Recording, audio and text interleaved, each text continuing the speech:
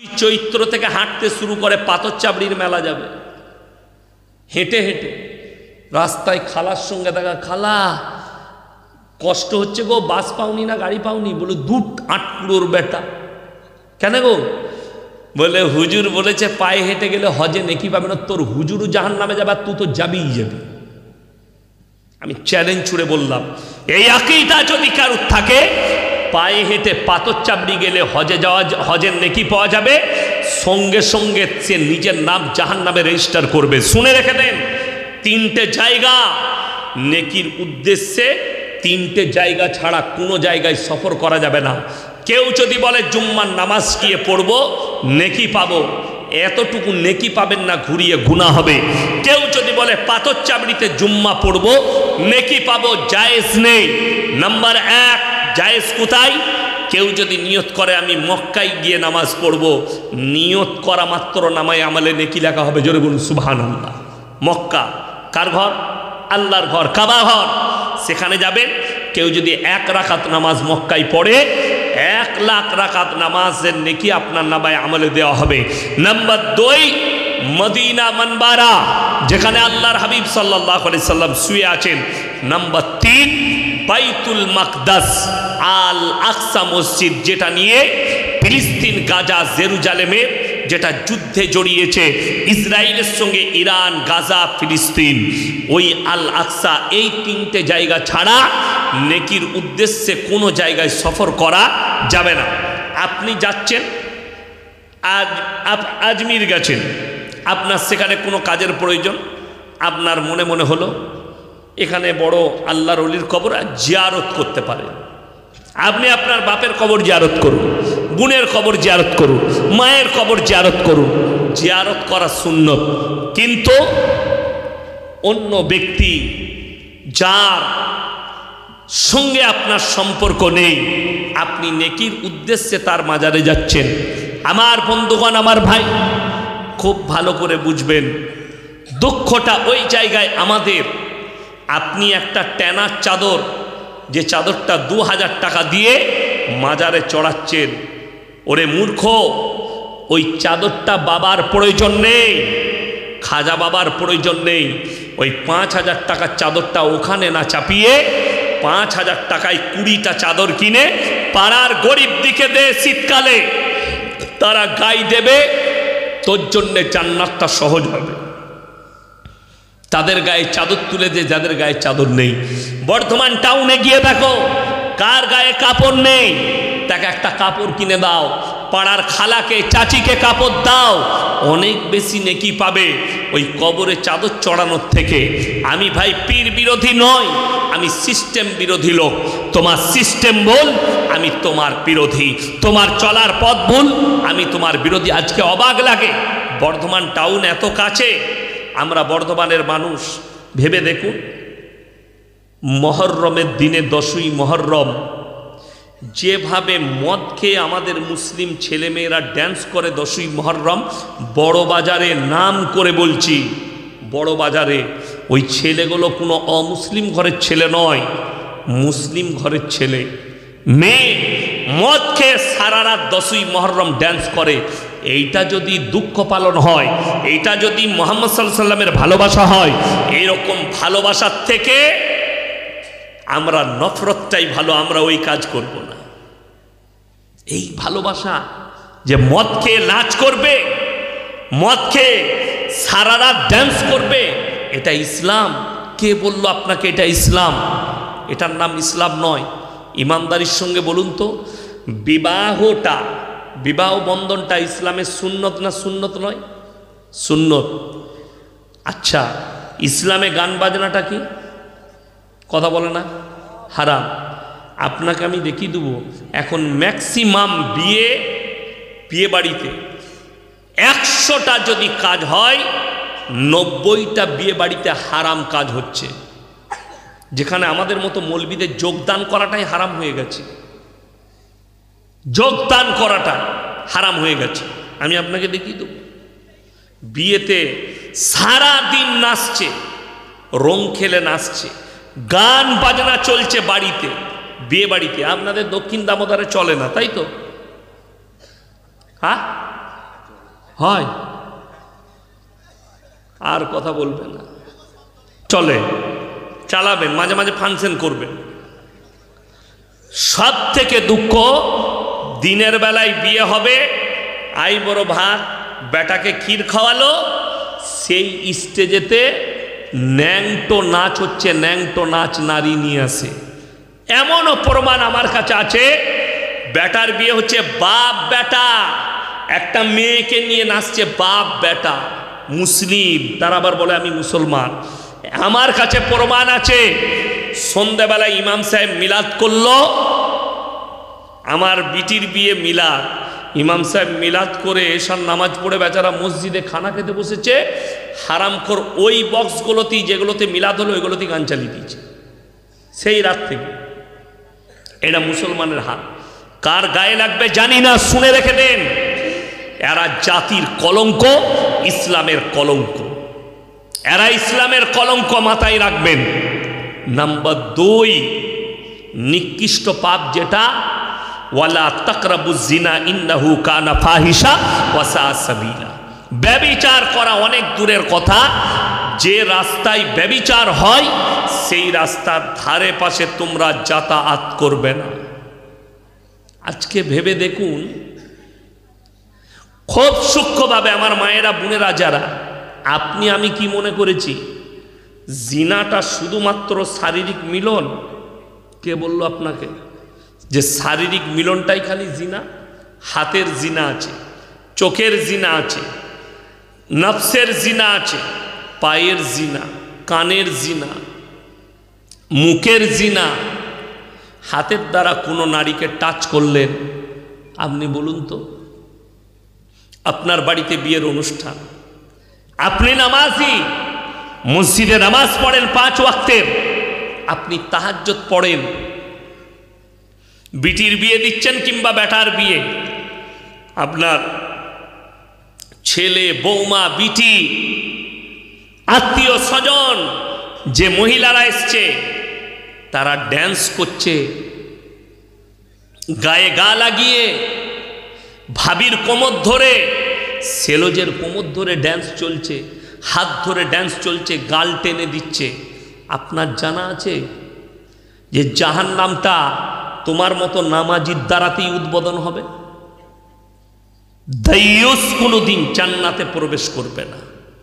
দাইয়ুস সে যে নিজের বিটি, স্ত্রী, বোন, বাড়ির মহিলাকে যারা বেপর্দা করে নাচায়, বেপর্দা করে বাইরে বার করে দেয়, এরা দাইয়ুস, এরা জান্নাতে প্রবেশ করবে না। তোমার বাড়িতে নাচ গানা হচ্ছে, আমাকে একজন আমার বন্ধু দাওয়াত দিল, আমার শালা আপনার খুব ভক্ত, আলহামদুলিল্লাহ, তার বিয়েটা আপনাকে পড়াতে হবে। আমরা আমার সিস্টেম জানো তো কি, আমার বিয়ে পড়ানোতে কিন্তু কোনো গান বাজানোর অনুষ্ঠান হলে আমি সেই বিয়ে বাড়ি যাই না, পালিয়ে আসি। বলে হুজুর কিচ্ছু হবে না। আমি যখন গেলাম, নিয়ত করেছি বাড়ি থেকে খাইনি, সেখানে গিয়ে একটু খাবো, বিয়ে পড়িয়ে জলসায় বেরিয়ে যাব, মুর্শিদাবাদে জলসা ছিল। গেলাম, যাওয়া মাত্র দেখছি ডিজে বাজছে, তখনও বরযাত্রী পৌঁছায়নি, আমি পৌঁছে গেছি। আমি বললাম এই বাড়িটা তো হবে না, আমার ড্রাইভারকে বলছি অন্য বাড়ি হবে। বাড়িওয়ালা মেয়ের বাবা আমাকে চিনতে পেরেছে, বলছে হুজুর এই বাড়িটাই গো, আসুন আসুন আসুন। আমি না তো, এটা তো চুয়ার চান্ডালের বাড়ি, এটা তো মুসলিমের বাড়ি নয়। সে বলে হুজুর কিরকম কথা বলছেন, মানে তো গান বাজছে। বলছে ওটা ছোট ছেলেরা বাজাচ্ছে। আমরা তুমি হিজড়ে নিশ্চয়, তুমি কি করে ছেলে পয়দা করলে, বিটি পয়দা করলে? আমি তো শর্ত রেখেছিলাম, বন্ধুকে ফোন লাগালাম, আমি এই ধরনের বিয়ে পড়াই, গান বাজনা হচ্ছে, আমি চললাম, আমি পালিয়ে গেলাম। সে আমার সঙ্গে 3 মাস কথা বলেনি, সালামের উত্তর দেয়নি। সে যেদিনে বুঝতে পেরেছে যে ইয়াসিন ভাই যেটা করেছিল হক, সেদিনে আমার হাত ধরে ক্ষমা চেয়েছে যে তুমি হক বলেছিলে, আমার বুঝতে ভুল, আমি রাগ করেছিলাম, রাগ করাটা আমার ঠিক হয়নি। আমি বললাম আল্লাহ তোমাকে হিদায়াত দিয়েছে, এটাই আমার জন্য যথেষ্ট, এটাই আমার পাওনা। আমার বন্ধুগণ, আমার ভাই, সব থেকে নিকৃষ্ট পাপ শিরকের, দ্বিতীয় নিকৃষ্ট পাপ হচ্ছে জিনা। হাতের জিনা, হাতের দ্বারা কোনো নারীকে আপনি টাচ করেছেন, আপনার নিয়ত খারাপ। হাতের জিনা, কোনো নারী কোনো পুরুষকে টাচ করেছে, নিয়ত খারাপ করে হাতের জিনা। চোখের দ্বারা ইশারা করেছেন, চোখের জিনা। নফসের দ্বারা নিয়ত করেছেন, এই নারীটাকে দেখে মনে হচ্ছে একে জিনা করতে পেলে ভালো হতো। কোরআন খুলেন। আমার বন্ধুগণ, যারা মনে মনে করছেন আমি তো হাতের দ্বারা করেছি কেউ দেখেনি, আমি চোখের দ্বারা করেছি কেউ দেখেনি, আমি তো জুবানের দ্বারা করেছি কেউ দেখেনি, আমি তো নিরালাই করেছি কেউ দেখেনি, অন্তরের কান দিয়ে শুনেন। আমার আল্লাহ কোরআনে বললেন কিয়ামতের দিনটা এত ডেঞ্জার হবে, যারা মনে মনে ভাবছে যে আমার সব কিছু গোপন হবে তারা শুনে লাও। সূরা ইয়াসিন, আল-ইয়াওমা নাখতিমু আলা আফওয়াহিহিম ওয়া তুকাল্লিমুনা আইদিহিম ওয়া তাশহাদু আরজুলুহুম বিমা কানু ইয়াকসিবুন। আমি আল্লাহ রাব্বুল আলামিন কিয়ামতের দিনে তাদের জবানগুলো সিলাই করে দেব, তাদের হাত কথা বলবে, চোখ কথা বলবে, তাদের অঙ্গ প্রত্যঙ্গকে আমি আল্লাহ কথা বলার যোগ্যতা দান করব, এবং তারা সেদিনে ফেরে পড়ে যাবে, তাদের অঙ্গ প্রত্যঙ্গরা সাক্ষী দেবে। কোরআন সূরা ইয়াসিন। যারা মনে করছেন গোপন করব, সূরা আল ইমরান প্রথম পৃষ্ঠা, ইন্নাল্লাহা লা ইয়াখফা আলাইহি শাইউন ফিল আরদি ওয়ালা ফিস সামা। আসমান আর জমিনের মধ্যে যা কিছু আছে কোনো জিনিসটা আমার আল্লাহর কাছে গোপন নেই। তুমি অন্তরে কথা বলো, আমার আল্লাহ শুনতে পায়। ইমানদারির সঙ্গে বলুন, ইসলামী শরিয়ায় পর্দাকে ফরজ করা হয়েছে না হয়নি? ফরজ। এখন তিনটে কারণ ছাড়া মেয়েরা বাড়ির বাইরে যেতে পারবে না। নাম্বার এক, যদি শরীর অসুস্থ হয়, সে ডাক্তার দেখানোর জন্য পর্দার সহিত যেতে পারবে। নাম্বার দুই, কাছের আত্মীয় যদি মারা যায় সেখানে পর্দার সহিত যেতে পারবে। আমাদের দেশে মরা ঘরে ভিড় কাদের বেশি? মহিলা। এদিকে আটকানো খুব দুর্দায়। আমি একদিন আমার আব্বাজিকে বলেছি, আপনি 50-55 বৎসর পশ্চিমবাংলার মাটিতে ওয়াজ করছেন, বয়ান করছেন, এখনো পর্যন্ত মহিলাদের মরা ঘর বন্ধ হলো না। কেন হয়নি? কেন এই মৌলবীদের বয়ানগুলো ব্যর্থ? তার কারণ হচ্ছে সমাজ পরিবর্তন চাইনি বলে। আপনি চাননি। যদি আপনি নামাজি হয়ে চাইতেন আমার স্ত্রীকে পর্দায় রাখবো, সম্ভব হতো। আজকে দুঃখ তো ওইটাই, এই মা দিকে বুঝবার কেউ নেই। কে জানে না কোথায় মারা গেছে, বলো উচালনে লোক মরেছে, এই জানি না কে, শাড়ি পরে গাড়িতে বসে পড়েছে। বেটা জিজ্ঞেস করছে তুই কোথায় যাচ্ছিস? বলে জানি না। তোর কে হয়? কে গো? বলে তোর বাপের, ফুপুর, বোনের, খালার, অমুকের, তমুকের, বিয়ানের, ফুলুকের একটা কুটুম বার করে দেবে। আমি এখানে চিন্তা করি, এত কুটুম তো আমরা জানি না, ওরা জানলে কি করে? কুটুমের শেষ নাই। দিয়ে গাড়িতে বসে চলে গেল। কিন্তু আসল উদ্দেশ্য তো আমরা জানি, এগুনি মহিলারা গাল দিবে। আলু গোশ খেতে যায়, গোশ ভাত খেতে। বড় কষ্ট, দুঃখ। সেদিনে এক জায়গায় মাইয়াতে গিয়েছিলাম, কোথায় বলবো না। মাইয়াতে শেষে তার ছেলে এলান করছে যে আমরা মেহমানদের জন্য খাবারের ব্যবস্থা করেছি, সবাই খেয়ে যাবেন। আমি চিন্তা করলাম, তুমি তো হাদিস কুরআনি জানো না, বাপের নামে এলান করে দিলে যে আমার বাপের জন্য আমি খানা করেছি, আমরা বাড়িতে খানা করেছি। অথচ হাদিসে আছে যে বাড়িতে মাইয়াত হবে 3 দিন তার বাড়িতে চুলা জ্বলতে দিও না। তার বাড়িতে 3 দিন চুলা জ্বলবে না, তার বাড়িতে রান্না হলে খাওয়া যাবে না। মাইয়াত যার ঘরে হয়েছে তার বাড়ির কোনো কিচ্ছু করা যাবে না, প্রতিবেশীরা করবে 3 দিন। আমার বন্ধুগণ, আমার ভাই, 3 নম্বর, হজ ফরজ হলে হজ করতে যাবে।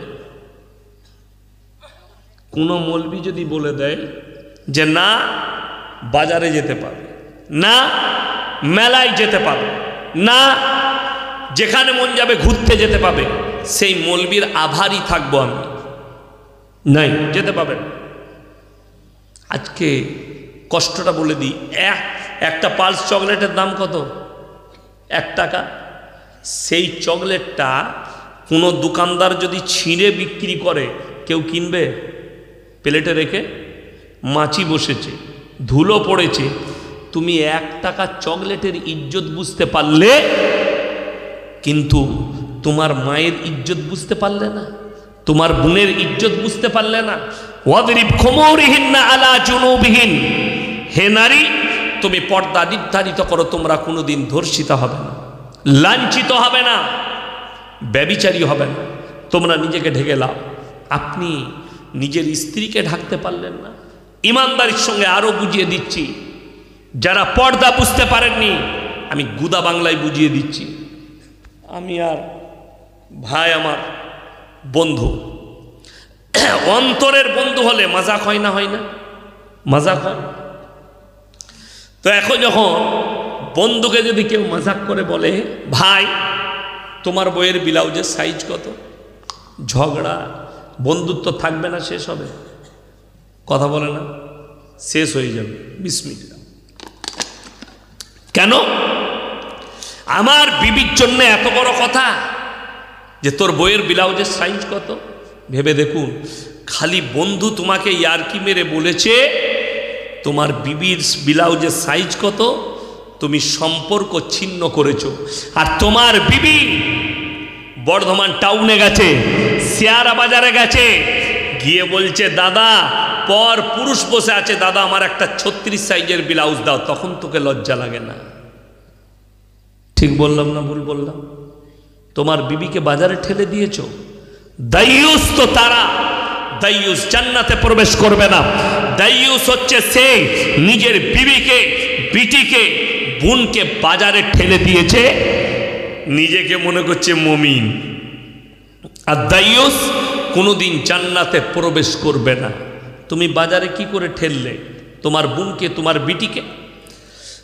বেপর্দা করে। ডাক্তারের কাছে প্রয়োজন, পর্দার সহিত যাবে, ঢেকে যাবে। মরা বাড়ি, কাচের লোক মারা গেছে, সেখানে পর্দার সহিত যাবে। আমি আমার মায়ের দিকে বলছি, মায়েরা জান্নাত যদি আসান করতে চাও, কেন?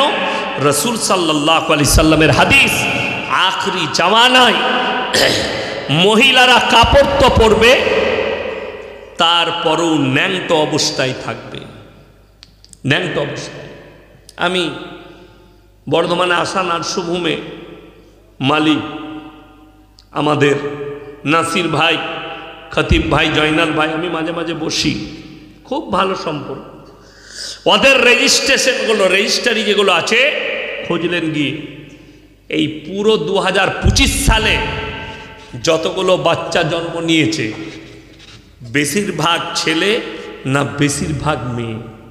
আমি চ্যালেঞ্জ ছুড়ে বললাম, আমার জানা মতে বেশিরভাগ মেয়ে জন্ম নিয়েছে। শুধু ওই নার্সিংহোম নয়, যতগুলো বর্ধমানে নার্সিংহোম আছে তাদের রেজিস্ট্রারিগুলো খুলে দেখুন, বেশিরভাগ মেয়ে। কেন?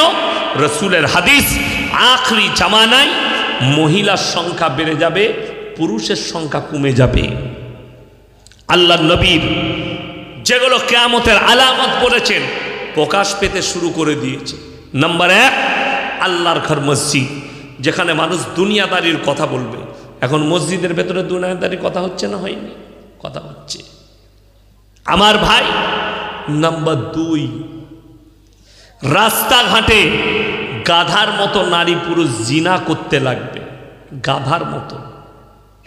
আল্লাহ নবী সাহাবীরা বলেন, ইয়া রাসূলুল্লাহ, এমনও যুগ আসবে যে মানুষ গাধার মতো জিনা করবে? নবীজি বললেন, অবশ্যই আসবে। আজকে সেই যুগ চলে এসেছে, রাস্তাঘাটে গাধার মতো জিনা করছে। নাম্বার 3, অশিক্ষিত মূর্খরা সমাজের নেতৃত্ব দিবে, শিক্ষিতরা চুপচাপ বেসে তাকিয়ে দেখবে। রাগ করবেন না, জলসা করেছেন আলহামদুলিল্লাহ। 100টা জলসার মধ্যে, 100টা জলসা কমিটির মধ্যে 90টা জলসার কমিটি বেনামাজি, নামাজি পড়ে না। আজকে পশ্চিম বাংলায় যদি আমরা মৌলবীরা সমীক্ষা করি, 100টা মসজিদের সেক্রেটারির মধ্যে 90টা খালি হারামখোর বেরোবে, হারামখোর। টুপি লাগিয়েছে, মুখে দাড়ি, উমরাও করে চলে এসছে। খোঁজ নিয়ে দেখুন, হয় ভাইয়ের সম্পত্তি মেললিয়েছে, নাহলে লোকের মেললিয়েছে, নাহলে চুরি করেছে, নাহলে চাল চুরি করেছে, নাহলে ধান চুরি, নাহলে সুদ খেয়েছে। খালি বড় লোক হয়ে গেলেই মতোয়াল্লি হয়ে যাবে, সেক্রেটারি হয়ে যাবে। এইটা হচ্ছে সমাজের বড় প্রবলেম, কিয়ামতের আলামত। মতোয়াল্লি তো সে হবে যে লোকটার মধ্যে নামাজ পড়াবার যোগ্যতা থাকবে, যে লোকটার মধ্যে ইমানদারি থাকবে। তাকে বড় লোক হওয়া লাগবে না। লোকটা চাষ করে, আলু চাষ করে 2 বিঘে, লোকটা 5 ওয়াক্তের নামাজি, 1 টাকা হারাম খায় না গ্রামের লোকের জানা মতে, কারোর সঙ্গে কোনো রকমের বিবাদে জড়িয়ে নেয়, লোকটা ইমানদার, সেই লোকটার আমানতদার, সেই লোকটা হবে মসজিদের মতোয়াল্লি। বর্ধমান জেলার কথা বলছি, থানাটার নাম বলবো না। মসজিদের পাশে 40টা তাল গাছ, 40টা তাল গাছ গরমের দিনে সাঁওতাল দিকে তাড়ি টাঙাতে দিয়েছে, মানে মদ তৈরি করতে। গাছ পেছু 2000 করে দিবি, 40 দুগুণে 80,000 টাকা মসজিদে লাগাচ্ছে। আর সে হারামখোর যে মসজিদের মতোয়াল্লি, সে বলে যে আমাকে প্রত্যেক দিন 1 হাঁড়ি করে দিবি, মানে সে হারামখোর মাথা। মসজিদের কত উন্নতি হবে? আমি বললি খারাপ, আমি বললি আপনি গালি দেবেন। কারা? কালকে ফোন করে এই জলসা যখন ছাড়বে, ওই হারামখোর মতোয়াল্লিগুলো গাল দেবে, ওই হারামখোর সেক্রেটারিগুলো গাল দেবে। তোমরা গালি দিতে পারো, পাপ থেকে দূরে সরে এসো। তোমরা মনে করো না ইয়াসিনকে গাল দিয়ে ইয়াসিন বলা বন্ধ করে দিবে না। তুমি নিজের পাপ বন্ধ করো। ইয়াসিন বলছে তোমার গায়ে লাগবেই না, তুমি যদি ওই পাপের পাপী না হও। আপনি যদি জিনাখোর না হন, আমি যদি বলি জিনাখোর, আপনার গায়ে লাগবে কেন? আপনার তো আমি নাম মেনশন করিনি, কেন লাগবে? আমি সুদ হারাম বলেছি, তাইলে আপনার গায়ে তো লাগার কথা নয়। আপনি যদি সুদখোর না হন, আপনি যখন আমাকে গালি দিচ্ছেন, নিশ্চয় আপনি হারামখোর, ওই সুদ খান। আচ্ছা বলুন তো, যে মদ খায় তাকে হালালখোর বলা হবে না হারামখোর? কথা বলুন, কি বলবো? হারামখোর। তো এইটা বলা যাবে না। বর্ধমানে খাগড়া করে মনে হয় থাকে, মাস্টারি চাকরি ফাকরি করে, তা আমি বুঝতে পারলাম ও হারামখোর, চুরি করে চাকরি নিয়েছে, ও চাকরি চোর। কেন? সে আমাকে ফোন করে বলছে আপনি যারা মদ খায়, গাঁজা খায়, সুদ খায়, আপনি হারামখোর বলবেন কেন? আমি কি খোর বলবো? তুই শিখি দে আমাকে, তুই শিখো কি বলবো। যে মদ খায় তাকে কি বলা যাবে? তাকে বলা যাবে মুমিন। কথা বলে না? তাকে মুমিন বলবো? তাকে ওলি বলবো? তাকে ইমানদার বলবো? যে চোর তাকে কি বলবো? ওলি বলবো? তাকে তো হারামখোরি বলবো, তাকে তো চোর বলবো। যে মদ খায় তাই হারাম খাচ্ছে হারামখোর বলবো, সুদ খাচ্ছে সুদখোর বলবো। আমার বাবাজিরা, সুদখোরকে কখনো মুমিন বলা যাবে না। সুদখোর যে প্রকাশ্যে খাচ্ছে তাকে ইমানদার বলা যাবে না, ওলি বলা যাবে না। ওলি হচ্ছে আল্লাহর বন্ধু, আর আল্লাহর বন্ধু যারা হবে তারা তো আল্লাহর হুকুম মেনে চলবে। সুদ হারাম তো আল্লাহর হুকুম, নবী সাল্লাল্লাহু আলাইহি সাল্লাম বলেছেন। তাহলে হালালখোর কি করে হলো? বড় কষ্ট লাগে। আপনার গায়ে লাগছে কেন? লাগবে না। আপনি মুমিন হন, আপনার গায়ে লাগবে না। আপনি পাপটা ছেড়ে দেন, আপনার গায়ে লাগবে না। এই যে আমি বলছি, যারা দায়ুস, যারা নিজেদের মা বিটি বোনকে বেপর্দা করে রাস্তায় বার করে দেয়, আপনি যদি বুঝতে পারেন আমার স্ত্রী বেপর্দায় যান, আপনি কাল সকালেই রাত্রে গিয়ে দাওয়াত দেন, ইয়াসিন ভাই এসছিল, আমি মরে যাব, আমার ভাষাগুলো লাকিরের মতো ভাসবে ফেসবুক আর ইউটিউব টুইটারে। আমার বন্ধুগণ, তুমি তোমার বিবিকে আজ রাত থেকে দাওয়াত দাও, কালকে তুমি বিনা কারণে বের হও না। আমাদের দেশে গ্রামে অনেক দোকান থাকে, থাকে না? থাকে না? গোলদারি দোকান দেখবেন, অনেক বউ মানুষ আছে, মেয়ে ছেলে আছে, তারা পাড়ায় দোকান আছে, সেখানে বাজার করতে যায়। যায় না? যায় না? হারাম।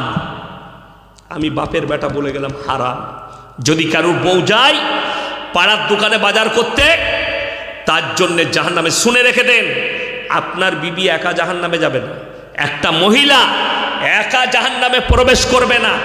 সে তার স্বামীকে নিবে, সে তার বেটাকে নিবে, সে তার বাপকে নিবে, সে তার ভাইকে পর্যন্ত নিয়ে জাহান্নামে প্রবেশ করবে। আল্লাহর কাছে সাক্ষী দিবে, আল্লাহ এটা আমার স্বামী, জীবনে আমাকে দাওয়াত দেয়নি, জীবনে পর্দার কথা বলেনি, আপনি এর কাছে হিসেব নেন।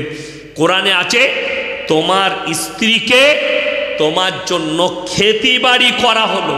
তাইলে যদি খেতিবাড়ি করা হয়, আপনি কি করে ভাবছেন যে আপনার স্ত্রীকে খেতিবাড়ি করা হলো আর স্ত্রী ছেড়ে স্ত্রীকে রাস্তায় ঘুরবেন আর আল্লাহ আপনাকে ছেড়ে দিবে? স্ত্রীকে বাজারে ঘুরাবেন। একটা পুরুষের কর্তব্য হচ্ছে ফজরের নামাজ পড়ে জিজ্ঞেস করা, হ্যাঁ গো কি বাজার করতে হবে, বিসমিল্লাহ। কাল আমি মালদা চাঁচলে ছিলাম, আপনারা জানেন না, এখনো পর্যন্ত আমার চোখে ঘুম আছে। আমাকে যদি এখানে পেছনে একটা বালিশ দিতে না, আমি ঘুমিয়ে যাব ফজর পর্যন্ত। হ্যাঁ, এত চোখে ঘুম আছে। আমি কালকে যখন বাড়ি থেকে বেরিয়ে গেলাম, আমি আমার গিন্নিকে ফোন করে জিজ্ঞেস করলাম কি কি জিনিসের প্রয়োজন আছে। মালদা সুজাপুর বাজারে দাঁড়িয়ে সমস্ত বাজারটা কিনে গাড়িতে চাপিয়ে নিলাম। কেন? আমি ফজরের সময় যখন বাড়ি ঢুকবো, আমার বিবিকে যেন কষ্ট না পেতে হয়, যে সব কাজের জিনিসগুলো আমার হাতে পৌঁছে দিয়েছে। এটা তো পুরুষদের কর্তব্য। আর আমি আপনাকে দেখিয়ে দেবো, হারামখোর মাচায় বসে টাস খেলাচ্ছে, নাহলে চায়ের দোকানে আড্ডা মারছে। বউ বলছে আমার সায়া বিলাও জানতে হবে, হারামখোর বলছে টোটো করে চলে যা, তুই গিয়ে নিয়ে আয়। কত বড় দুঃখের বিষয়! তাহলে তোর বউ পালাবে না, তা হুজুরের বউ পালাবে? বললি দোষ। শুনেলেন, আমরা যে দেশটায় বাস করছি কি নাম? ভারতবর্ষ। এই দেশের সংবিধান আছে, আইন আছে, কানুন আছে, পুলিশি ব্যবস্থা আছে। কিন্তু যদি কোনো রাষ্ট্র ইসলামী রাষ্ট্র হয়, শাসন যদি ইসলামিক হয়, সেখানে যদি কোনো বিবাহিত মহিলা আর বিবাহিত পুরুষ তারা যদি পরকীয়া করে, ইসলামী শরিয়ায় আইন হচ্ছে তাদেরকে জনসমক্ষে নিয়ে এসে পাথর মেরে হত্যা করে। কোনো ছেলে যদি কোনো মহিলাকে ধর্ষণ করে, পাথর মেরে হত্যা করে দাও। ইমাম বুখারী রহমতুল্লাহ আলাইহি বুখারী শরীফের ব্যাখ্যা এনেছেন। আমার মায়েরা ভালো করে কান খুলে শুনবেন। ব্যাখ্যাটা কি? যে ওই মহিলাটাকেও পাথর মেরে হত্যা করতে হবে যে মেয়েটা রাস্তায় বাজারে নিজের মাথার চুল পিঠ খুলে বেপর্দাভাবে পর পুরুষকে উত্তেজিত করে। ইমাম বুখারী রহমতুল্লাহ আলাইহি বললেন, ওই বেপর্দা নারীটাকেও জনসমক্ষে নিয়ে এসে পাথর মেরে হত্যা করে দিতে হবে। তাইলে পর্দার কতটা গুরুত্ব বুঝতে পেরেছেন? আমার নবীজি সাল্লাল্লাহু আলাইহি ওয়াসাল্লাম, সবাই একবার বলুন সাল্লাল্লাহু আলাইহি ওয়াসাল্লাম, রাস্তা দিয়ে পেরিয়ে যাচ্ছেন। একজন মুশরিক বেঈমান কাফেরের বিটি, মাথায় কাপড় নেই, খোলা মাথায় চলে যাচ্ছে। নবীজি সাল্লাল্লাহু আলাইহি সাল্লাম নিজের মাথার পাগড়িটা খুলে তার মাথায় চাপিয়ে দিলেন। সাহাবীরা বললেন, ইয়া রাসূলুল্লাহ, এটা তো মুশরিকের বিটি। নবীজি বললেন, এই শোনো, মুশরিকের বিটি। আল্লাহর নবী বললেন, আমি মেয়েদের ঢাকতে এসছি, মাথা ঢাকতে এসছি, খুলতে আসিনি। জোরে বলুন সুবহানাল্লাহ। সাহাবীদেরকে ধমক দিলেন নবীজি, আমি মেয়েদের মাথা ঢাকতে এসছি, খুলতে আসিনি। আজকে আপনি ভেবে দেখুন, আপনি বলছেন নবী মুহাম্মদ সাল্লাল্লাহু আলাইহি ওয়াসাল্লামের উম্মত, তাহলে আপনার কাছে নবীজির আখলাক থাকবে না, চরিত্র থাকবে না? আমার ভাই, সবাই নিয়ত করুন, আজ থেকে আমরা দিনের উপরে প্রতিষ্ঠিত হব। বলুন ইনশাআল্লাহ। আর লাস্টে বলবো, সবাই 5 ওয়াক্তের নামাজি হবেন ইনশাআল্লাহ। কথা বলেন, সবাই হবেন ইনশাআল্লাহ। 5 ওয়াক্তের নামাজ পড়া ফরজ না? ফরজ নয় বাবা, ফরজ। দেখুন, মসজিদ তৈরি করাটা কোনো বড় ব্যাপার নয়। বড় ব্যাপার না, মসজিদ তৈরি করা বড় ব্যাপার নয়, কিন্তু মসজিদ আবাদ করাটা হচ্ছে বড় ব্যাপার। মসজিদের লেগে আমাদের কমের লোক টাকা দেয় না? দেয় না? টাকা দেয়। যদি আমরা মসজিদ করছি, 1000 ইট নিয়ে যান, এই নিয়ে যান। আমি একটা বড় মেয়েদের নার্সারি স্কুল থেকে একবারই মলনা পাস পর্যন্ত একটা মাদ্রাসা, হোস্টেল, স্কুল, মাদ্রাসা করছি। দোয়া করবে। জাগুলিপাড়া মোড়ে পারাজ থেকে ঢুকে কাজ শুরু হয়ে গেছে। আপনারা খালি দোয়া রাখবেন, ইনশাল্লাহ হয়ে যাবে। খুব তাড়াতাড়ি নার্সারি স্কুল থেকে বড়। আমার বন্ধুগণ, আমার ভাই, 5 ওয়াক্তের নামাজ পড়া ফরজ। নবীজি বললেন, যার মধ্যে নামাজ নেই তার মধ্যে ইসলাম নেই। আজকে 100টার মধ্যে 90টা মুসলমান বেনামাজি। ঠিক বললাম না ভুল বললাম? ওই মাদ্রাসা তৈরি করা বড় জিনিস নয়, মাদ্রাসাটাকে সুষ্ঠুভাবে পরিচালনা করা, শিক্ষা ব্যবস্থা ঠিক রাখা, এইটাই হচ্ছে ব্যাপার। মসজিদ তৈরি করা বড় ব্যাপার নয়। আজকে বললে কালকে মসজিদ হয়ে যাবে। মসজিদ আবাদ করতে হবে। মসজিদের আসল খোরাক মার্বেল পাথর নয়, এসি নয়, দামি দামি মার্বেল নয়, টাইলস নয়। মসজিদের অরিজিনাল খোরাক হচ্ছে মুসল্লি, মুক্তাদি। আপনি মসজিদ তো বানালেন এসিওয়ালা, নামাজ পড়তে আসেন না, কোনো দাম নাই, কোনো মূল্য নাই। চলুন, আমাদের দেশের কিছু বেনামাজি আছে, নামাজ তো তারা পড়েই না, তারা আবার রাস্তায় বসে থাকলে চায়ের দোকানে কি বলে জানেন? বাজারে, নামাজ না পড়তে পারি, ইমানটা আমারই ঠিক আছে। এরকম মাল আছে না? নাই, গাদা আছে। বাজারে বসে বলে, ফোটানি করে, নামাজ না পড়তে পারি, ইমান আমারই ঠিক আছে। বিসমিল্লাহ। তাদেরকে অনুরোধ করে বলছি, কোরআনের আয়াতটা ভালো করে শুনবেন। মায়েদের মধ্যে যদি এরকম কেউ থাকেন শুনবেন। একটা রাস্তায় জান্নাত, জান্নাতীরা যাবে, একটা রাস্তায় জাহান্নামীরা।